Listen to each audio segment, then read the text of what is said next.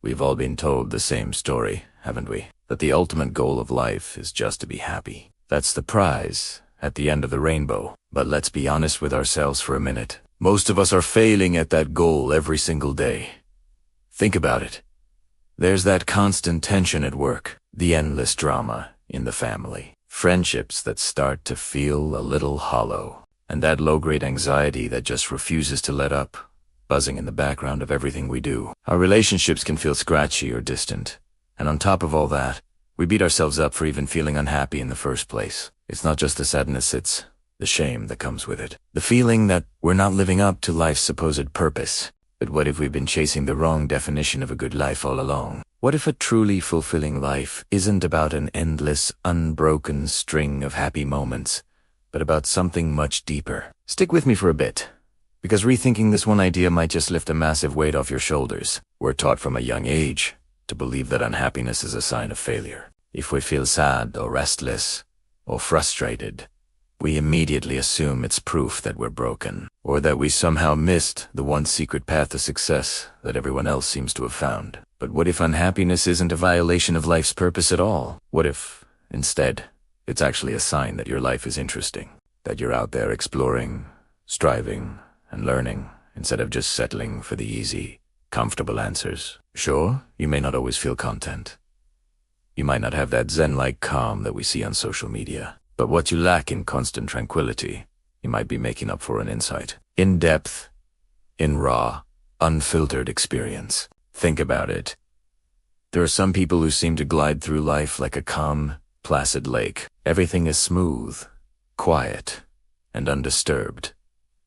And then there are people like you and me. We're the ones who end most days feeling as drained as if we just hiked 10 miles straight uphill with a 40-pound backpack. We're often anxious, sometimes shaken up, maybe even filled with doubt about the choices we've made. But maybe that doesn't make us failures. Maybe it just makes us members of a very human, very valuable group. The people who actually wrestle with existence, who care enough to struggle. We're the kind of people who will always spot the clouds on the horizon. We'll never go more than half an hour without some new worry creeping into our minds. We won't always pick the wisest partners or make the most flawless career moves. We'll trip, we'll fall, we'll get our hearts broken. But here is the crucial part. That dose and tea have to be the ultimate measure of our lives. Instead of feeling insulted by our own agitations and anxieties, we can start to see them as just part of the deal. The trouble, the grief, the setbacks, they aren't violations of some sacred life contract we failed to read. They are the logical, unavoidable consequences of being curious, stubborn, emotional, and brave human beings trying to make our way in a ridiculously complicated world. Take your relationships, for example. Maybe your last one ended badly. Does that one painful ending completely erase the courage it took to try in the first place? Does it negate the bravery it took to open your heart and risk being vulnerable? Absolutely not. Well, think about your work. Maybe you left a stable job to start your own business, and right now, it isn't paying nearly as well. Your bank account is stressed, and you're working harder than ever. But you stretched yourself. You built something that is entirely your own.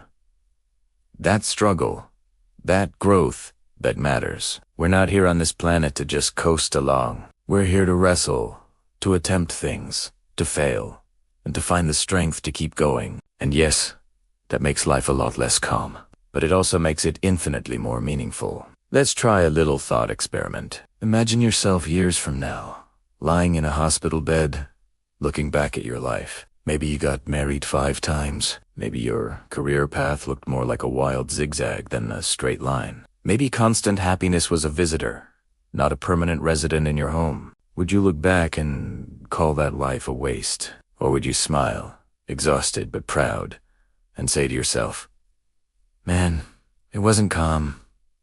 It wasn't always happy, but wow, it was fascinating. That one simple shift in perspective from chasing happiness to valuing richness and interest can completely change how we see our daily struggles. Our setbacks don't mean we've failed at life. They're the battle scars that prove we've lived it fully. So here is the truth that I want you to walk away with today.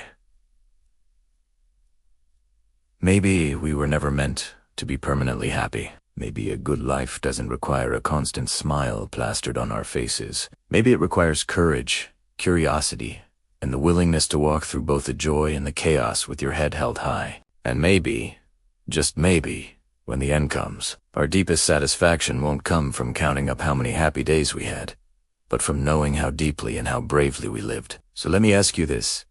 Would you rather have a calm life or an interesting one? Drop your answer in the comments below. I'd genuinely love to hear your take on this. And if this video gave you a new way to think about your own struggles, please hit that like button, share it with someone who might need this reminder today, and subscribe for more honest conversations about love, life, and what it really means to live well. Because happiness might come and go, but meaning lasts a lifetime. Thanks for watching.